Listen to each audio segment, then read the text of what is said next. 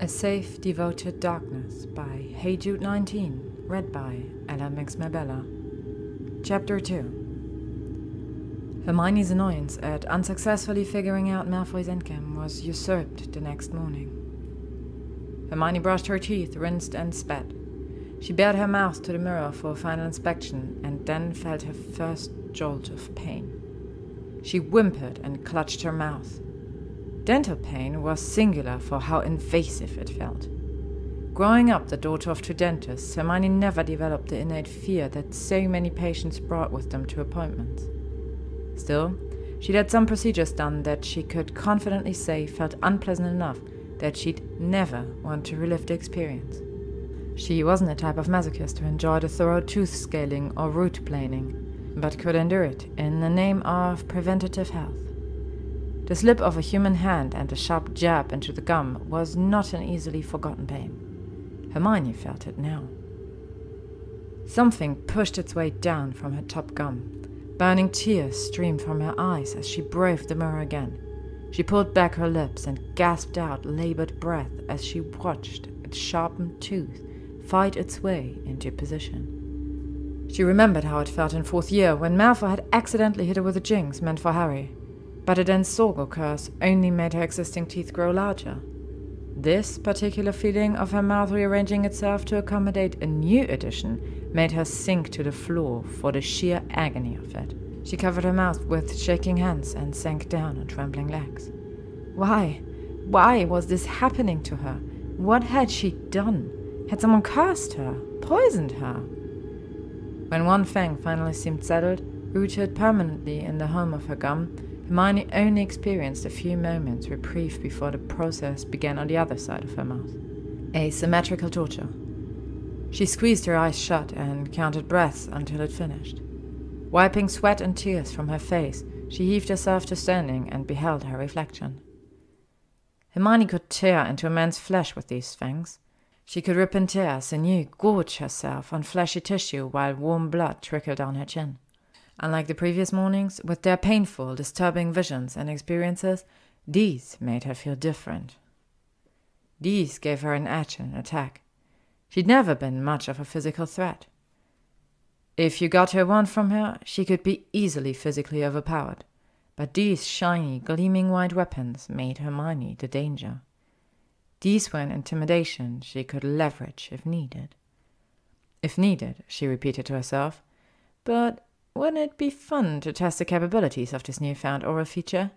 Hermione sent in an owl to work and took a sick day. She couldn't remember the last time she'd taken off. Then she tore through everything in her kitchen. Literally. Fruits, vegetables, crisps, bread, biscuits, cooked meat, anything with a texture. Hermione chomped on it.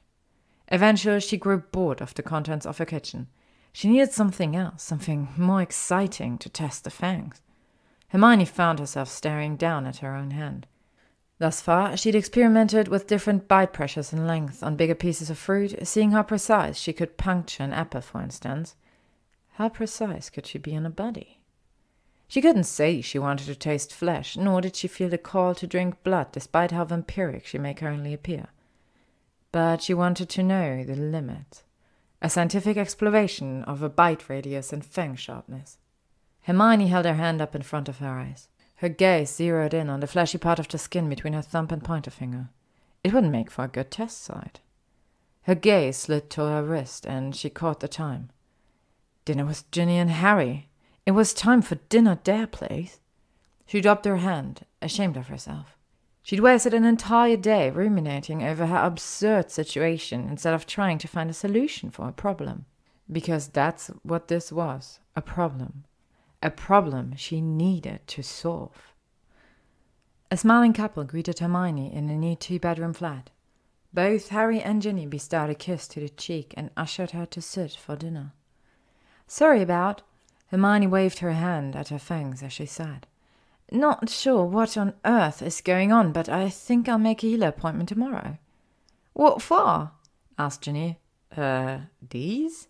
Hermione said and ran a finger along one protruding fang. Ginny stared back passively. Hermione turned to Harry instead. Look at my mouth. Harry obeyed her and looked, stared, squinted at her teeth. "It's just your mouth, Hermione." Hermione sat back in her chair, deflated. She turned to Ginny again. "Fangs! I have fangs." Ginny looked too, as Harry had, peered close at her mouth, then offered a placating smile. "They just look like your teeth to me. Don't you want a glass of wine?" A pair of green eyes and a pair of light brown eyes awaited her answer. They exuded normalcy, a pull to stay rooted in the mundane act of a nice dinner with old friends in a homey little flat. Hermione sank back in her seat and ate the food placed in front of her. She ate silently, awkwardly, with these fangs requiring a different motion for her mouth. A lump of frustrated fear formed in her throat. Why wouldn't her friends acknowledge the deformity? And further, if they truly could not see it, why weren't they alarmed at her insistence that she could? Hermione channeled her anxiety into note-taking upon returning home. She jotted down every instance of strangeness that occurred and included her confusion over everyone else's lack of reaction to her predicament. All except one person. A strange thought occurred to her then, about Malfoy's eyes and the way they ignited when he looked at her. But she couldn't take another day off to mess about in her kitchen. She'd be so behind at the office. No standard spell work could rid herself of her problem today. She had no time for thorough research either. Hermione awkwardly shoved a toothbrush around her mouth and decided to skip breakfast. She'd gone through quite the amount of food yesterday while skiving off work, and she had no desire to see all the half-eaten evidence of carnage. She also did not want any further temptation, fleeting through it may have been, to escalate her use of the fangs. Despite the odd insistences of her friends, Hermione felt sure in her knowledge that her teeth looked quite ridiculous. Any time she opened her mouth today would result in her trying to speak or emote around 2 new teeth. A last-minute idea occurred, and she grabbed a scarf from her hall closet. It would have to do for now, until she arrived in the privacy of her office. But of course, Hermione would first need to bypass her ever-observant morning companion. "Good morning, Granger." She glared over the top of her scarf and kept moving. No matter how quickly she shuffled away, his long stride meant he could easily overtake her. Malfoy fell into step beside her. "What's with the scarf today? It's rather warm in here, is it not?" Hermione increased her walking speed. It didn't affect his ability to keep up with her in the slightest. It did pique his interest further. The opposite reaction she'd hoped for. Malfoy stood around her front, forcing an abrupt halt. "What are you hiding?" he asked with a frown. Hermione's eyes darted to either side of him, but perhaps, like Harry and Ginny, Malfoy wouldn't notice her new teeth. Would that make this all in her head? It was certainly a frightening theory she'd considered. But he had been the one to actually notice her hands. The only one. She grabbed Malfoy by the arm and led him to a deserted corridor of the atrium. She'd rather not make a spectacle of herself in front of all those people. Malfoy raised an eyebrow as she took a deep breath and unwound her scarf. Feeling more foolish by the second, Hermione bared her teeth to him like some sort of animal awaiting for inspection. He looked momentarily surprised and leaned closer. "Ah, why do you have fangs?" Relief and panic fought within her. A momentary bout of relief that she wasn't alone in this, followed by a surge of panic that she did indeed have quite the physical conundrum that she'd yet to solve. You can see them, too." "Well, of course, Granger. I'm not blind, and you have bloody fangs." "But Harry and Ginny said I looked normal." "Glasses or no, Potter's always been a blind git, so no surprise there. But the fact remains, you have pointy, precious fangs." He regarded her with keen, almost excited eyes. Though Hermione currently possessed a physical feature that should inspire fear, why did Malfoy appear the eager predator? He reached up, and his touch came within inches of her mouth, before abruptly dropping his hand. Part of her wished he had touched them. And not because it would be further confirmation that her fangs existed corporeally. "Anyway," Malfoy said, and took a step back to an appropriate distance for 2 acquaintances in a public space. "Have you figured out how to get rid of them, or did you plan to wear a scarf the rest of the workday?" "I've tried everything," she said with a sigh. "Everything within your power, I assume?" "What is that supposed to mean?" Hermione hated that he'd made her feel that way again, as if he possessed more information on her own plight, as if she was too naive to grasp the obvious answer. You might need to pursue other, less light avenues of magic, if you understand my meaning. She recoiled from him and pulled her scarf up, understanding his inference perfectly. There's a solution that does not involve dark magic, I'm sure of it. Whatever you say, Granger. Malfoy took another step back and crossed his arms over his chest. He almost seemed disappointed in her, like a spoiled child sulking after a denial from a parent. Hermione brushed past him back to the atrium. Maybe I'll ask my parents if they have any tips for brushing and flossing and scissors this large, she muttered as she made to leave him behind. But he'd already caught back up. Your parents? Yes, they're dentists. Muggle teeth healers. They might think it's funny at least. He lost his disappointment, and she thought she saw a flicker of fear cross his features. Perhaps Malfoy was afraid of a little tooth pain. She'd have to keep that in mind for future threats if he annoyed her at a later date. Maybe gesture a sickle probe in his direction and watch him recoil. But he'd already superseded any true emotion with this mask of cordiality again. What an oddly specific profession. Do you see them often? Hermione shrugged him off at the entrance and walked as quickly as she could to her office, lips clamped shut over her offending fangs. If you'd actually like help with your problem, Granger, you know where to find me, he called after her. She cringed at his loud public proclamation, but didn't turn around. That pompous arse. Did he think she wanted to look like this? She didn't want to have fangs. Ouch! Hermione felt a sharp pain in her mouth and conjured a mirror. No more fangs. They retracted, and as she ran her tongue along her perfectly normal-sized teeth, Hermione felt nothing to indicate that she'd ever had fangs at all. Is there so much demand for it? Sorry, I meant, was there? It's fine, don't apologize. Maybe they started it all over again. Do you plan to find them again? Only if I can reverse what I did. If you ever find a new magical lead, I could help. Oh, thank you. That's very kind. Not really, just pragmatic. Second pair of eyes, 2 brains better than 1, all that rot. Don't delete it, Draco. It's a kind offer. All had been well for a time since the Fang incident. Easy to shake off a few odd occurrences when normalcy reigned once again. The comfort created by sinking back into the ordinary allowed her to lock her fangs away, shoving the panicked thoughts into the corner of her mind and moving right along. Hermione woke up. She went to work. She brushed off Malfoy's attempt at noisy civility. She saw her friends. She visited her parents. She caught up on reading. Rinse and repeat. Her life floated along on the expected current, but the more she thought about it, the more one particular detail stuck out. A component out of place. Malfoy. Yes, he was a reliable presence, but not in the same comforting way her friends and parents were. She knew what to expect at the end of each of her days with familiar faces. Monday, she'd get a cozy home-cooked meal and amiable company from Harry and Ginny. Tuesday, another wonderful homemade meal from Susan and updates on the joke shop from Ron.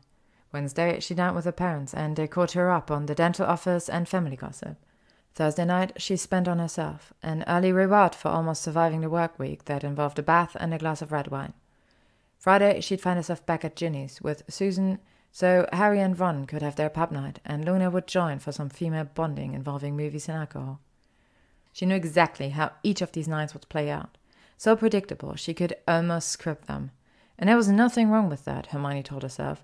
There was nothing wrong with having a schedule, a routine that allowed for a safe, reliable existence. No more dark wizards and witches.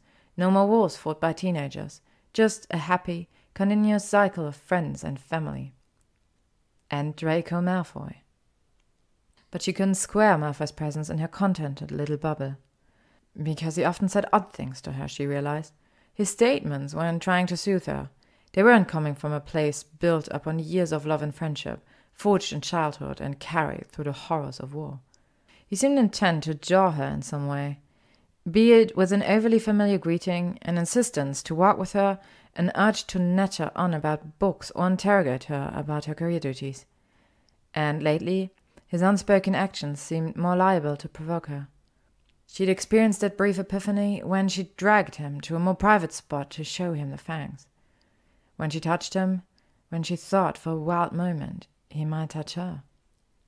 Tiny details she'd been close enough to notice stuck with Hermione long after they'd parted away. Faint scar tissue where his jaw and neck joined. How he seemed in command of every single facial feature and knew precisely how and when to quirk his lip, or furrow an eyebrow, or narrow his gaze. Hermione noticed his voice and the way he could modulate his tone at the drop of a hat based on her reaction, both verbal and nonverbal, to his end of the conversation. The way Malfoy always wore black made his pale features and white blonde hair all the more noticeable, easily found in a crowd and especially by her. Was the study in contrasts on purpose or simply a matter of preference? And less tiny details? His height, for example. He was perhaps an inch or two shorter than Ron, but Hermione never felt so dwarfed in Ron's presence. There was something looming about Malfoy in the way he stood over her, as if he could crowd in on her and she'd simply disappear. He'd envelop her whole, there'd be nothing left. Part of her wanted him to try. Which would Hermione say she preferred? The creeping unease or foreknowledge of excruciating pain? Or rather that sudden attack of blindsiding agony? Not that her preference mattered in the slightest, but her mind tried to distract her with an existential question as she experienced the latter option. There was a ripping, a tearing, occurring along the skin of her back. Her body jerked at the sensation and she reached her arms around herself, hands scrabbling in search of the site of discomfort. The discomfort came to her. Her body should not be capable of the expansion it was trying to force through, and the relentless nature of its pursuit tore loud, anguished cries from her throat. Hermione shrieked and crumpled, screaming as she curled onto the floor, crying and pleading for the pain to stop, but it did not relent. She had no idea where she'd left her wand, her phone, no way to call for help. Something was pushing its way out of her, just beneath the skin surface on either side of her shoulder blades and spine. There was a pulsing, a growing. It stretched out and beat against the final layer of her epidermis, and it wanted out, out, out. She rolled onto her stomach, onto the cool, hard tile of her bathroom floor.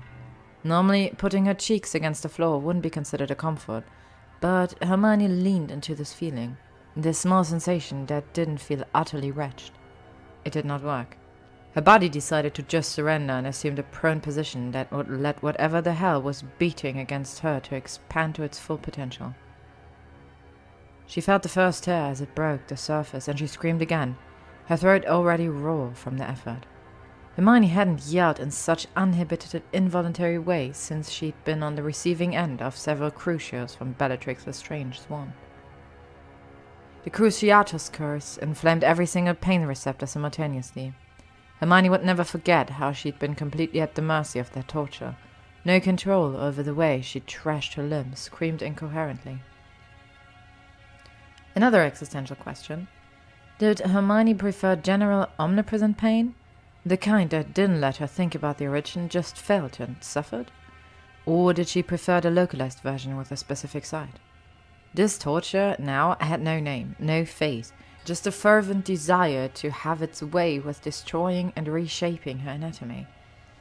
The other side of her body mirrored its counterpart with a symmetrical tear, more pushing and an odd suction noise as her skin seemed to knit itself back together, even as she felt the sticky sensation of blood pooling along her back. The back of her pajama top was no match for the protrusion either, and the sound of ripping cotton joined the symphony of her weeping. 2 large growths protruding from her back had broken her open. She had a wild thought about the mess she'd made and of even being alive to clean it up. But part of her wanted to know, wanted to see this through to the end. What sort of sight did she make in a puddle of human slime? Who would find her like this? How long would it take for someone to discover her body? Hermione had rivulets of blood, chunks of viscera, and displaced fatty tissue, squelching atop and around her. It smelled of rust, something tangy and acrid. Hermione finally sank into it, accepting the reality of her torn existence. Then the pain stopped. Whatever emerged from her body was now just another extension of her, as it belonged to her, so it no longer felt unnatural. The skin had knit back together, though she'd performed no healing spell. Pieces of her fluids from within her gathered on the floor in little streams and ponds. Hermione hauled herself up by gripping the counter and stood on shaking legs, her feet precariously resting on slippery tiles.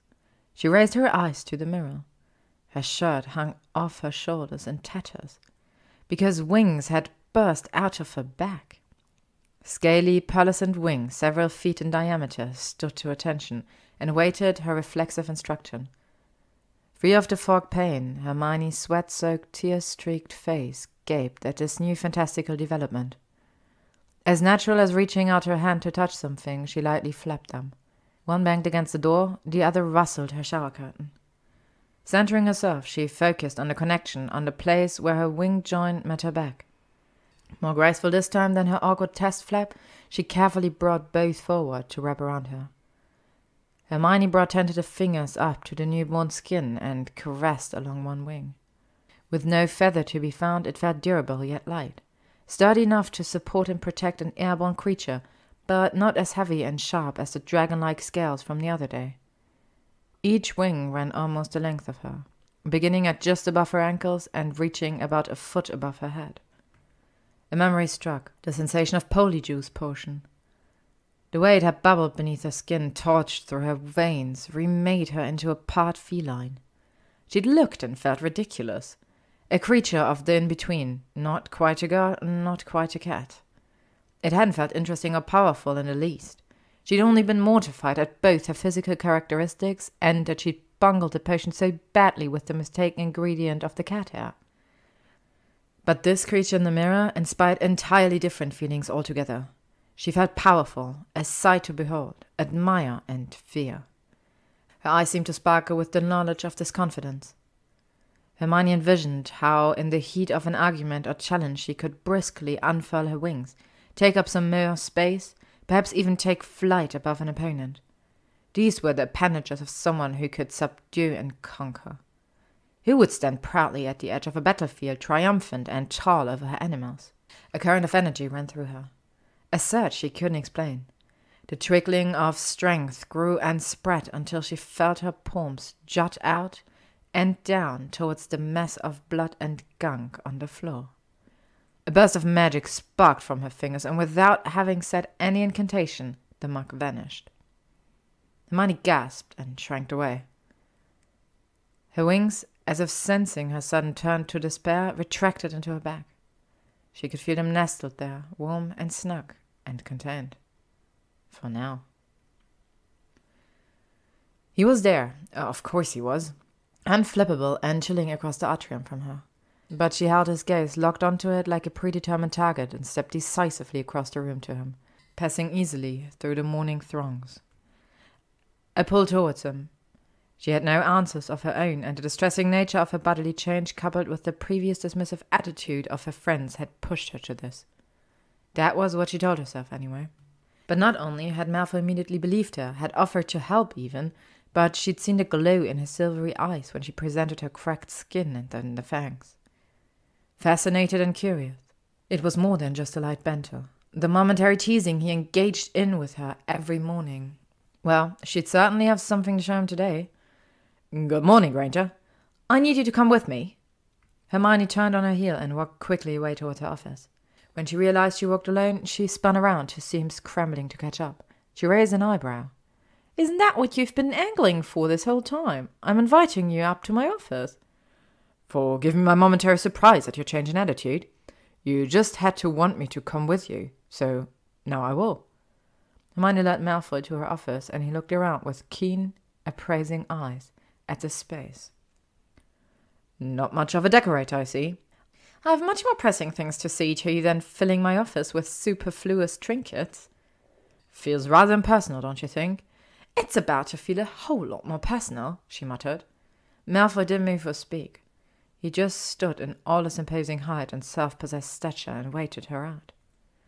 She expected him to be more impatient, to demand she explain herself for the flippant behavior from every previous encounter. Maybe a tapping of his foot, an irritated gaze, exacerbated huffing? Nothing. He directed his steady, patient eyes on her, and Hermione took a deep breath. He looked expectant, as if he knew their little morning dance would eventually lead them there. "I've had something odd happen again, and I think it's best if I just show you." She closed her door, and he folded his arms across his chest. "More than fangs, I presume?" he asked in an almost bored voice. She might have believed him too, if his eyes hadn't already spoken for him. Hermione locked, warded, and silenced her office room for good measure. Now he raised an eyebrow in surprise. Hermione undid her cloak, and with slightly shaking hands, placed it on her desk's surface. She didn't think she could look at him for this next bit. She turned away from him. But she needed someone else to know, to possibly help her, to tell her she wasn't going mad. Getting dressed this morning had been quite a challenge after the wings had appeared. Hermione had tried putting on clothes like she normally did, thinking with the wings flattened and dormant against her, she'd make it to and through work just fine. However, her bra straps felt painful with the way they'd rubbed against the folded wings. They'd chafed and felt on the verge of bleeding until she'd given it up as a bad job and just thrown on a blouse and a cloak. Behind her, Malfoy didn't make a sound. She could only hear his quiet breathing. More than that, she could sense him, a presence, waiting. She'd come this far. Finally, she unbuttoned her blouse and shrugged it off her shoulders. As it fell to the floor, she was now bare from the waist up. The kiss of air on her skin, the absurdity of being in such a vulgar state in a professional setting, made gooseflesh appear along her arms. Malfoy still made no comment. No pithy one-liners, no suggestive comments, nothing. She took a deep inhale to conquer her embarrassment. Hermione concentrated for a moment, then felt the wings unfurl. Covering her chest felt odd, and jostled the wings in a way she didn't yet know how to control. Oh, I see," he said quietly. She now heard and felt him approach. There was barely enough room on either side for him to step around her, but he managed it as carefully and gracefully as possible. He did not stop in front of her, but kept moving. Malfoy circled her slowly, his eyes never leaving her wings. They never moved down to her breasts either, but stayed firmly above her neck. A disappointed twinge, just a slight one, rippled through her. "Do they hurt?" "No, not anymore. It felt like they ripped me in two when they sprouted, for lack of better term." "They appeared this morning," she nodded. "You can touch them." She hadn't meant to say that aloud.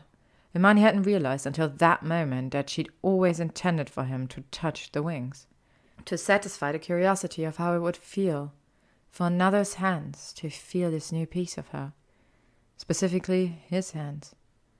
Malfoy came to a stop at her back. As she could not see him, she had no idea if he hesitated, if his fingers hovered, if his mouth had dropped open in shock at her permission. She heard the quiet rumble of his voice. "They are magnificent." Then Hermione felt a soft stroke of a long finger along her left wing. It moved in a steady line, a scorching, feathery touch that traced from mid-back to the tip of the wing. His touch slid down along the outside, along the slightly curved edge, and back inward again.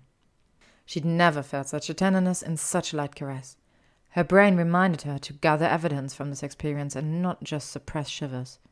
She honed in on how his skin pressing against hers felt. But her mind and sensory receptors kept returning to the same refrain. Pleasure, pleasure, pleasure. Again, again, need, want, more. And it's not painful? No, not painful. What do you feel? Hermione let out a breathless laugh before she could stop herself. I feel as if you stop touching them, I won't know what to do with myself. In fact, his other hand came up to run along her other wing. He spread his fingers wide, increasing the contact surface area. Thank Merlin, Malfoy couldn't see her face. Her jaw fell open, and she almost let out a gasp, eyes wide at the increased intensity. What have you tried to get rid of them? Hermione opened her mouth to list all of the various methods she'd attempted. She had no answer to this perfectly logical question, because Hermione hadn't attempted a thing. She'd only thought of him. I don't think I have the right books at home, she said, words almost slurring as desire dulled her mind. And now that I think about it, I don't think the ministry will have what I need either. Oh, Granger. She closed her eyes at his voice murmuring her name. "You're not going to find the sorts of text you need in a ministry resource library." How long had they been standing here like this? How much of her morning had she lost to the surrender? His fingers hadn't stopped their permitted wanderings, sketching patterns, exploratory, searching touches that she hoped never ended. Or if they did end, it was only because they'd escalated to other parts of her body. "Let me guess," she said breathily. "Would you have these sorts of texts at your manor?" He dropped his hands, his perfect, necessary euphoric touch gone, ripped from her with no warning. She wanted to whirl around and scream at him. How dare he make her feel that way and then remove it so suddenly? Her wings angrily retracted, as if attuned to her mood. She hastily grabbed her t-shirt and turned around to face him, covered appropriately once more. "At my... Did you mean Malfoy Manor?" "Yes, in your library there." He looked confused for just a moment, then pulled himself back together with a smug smirk. "Why, of course, Granger. You know my library is brimming with insidious forbidden texts." "I suppose you would have the expertise to bring me what I need." Malfoy cocked his head to the side, shook it slowly, and gave her a wide, triumphant grin. "Do you really think I'm letting any of my precious first edition tomes out of my sight? No, no, no. You can come to me." "When is convenient for you?" "Any night you like." "Tonight? What time is best for you?" "Whenever you want." He was being unnervingly accommodating. He let her lead him along the office with no questions. He'd watched her get half naked and said nothing. He'd seen wings come out of her bare back and had no verbal reaction of horror. And the moment she'd given consent to touch, he'd obliged. She needed to bring them back to their usual plane of interaction, for now. "Do I need to complete an animal sacrifice or some sort of blood rite to enter?" "No, just a flu will do. I'm sure it will send you directly where you want to go." "I haven't been back." "Ever?" "No, not after everything that happened here."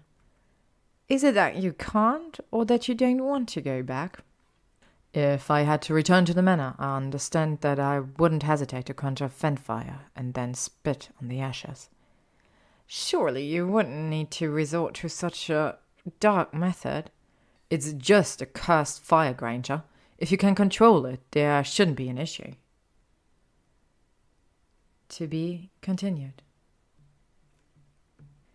Thank you for listening to today's chapter of A Safe Devoted Darkness by HeyJude19, read by LMX Mabella. If you would like to stay up to date on upcoming chapters and stories, you can follow me on AO3, YouTube, Spotify, Instagram, or Tumblr.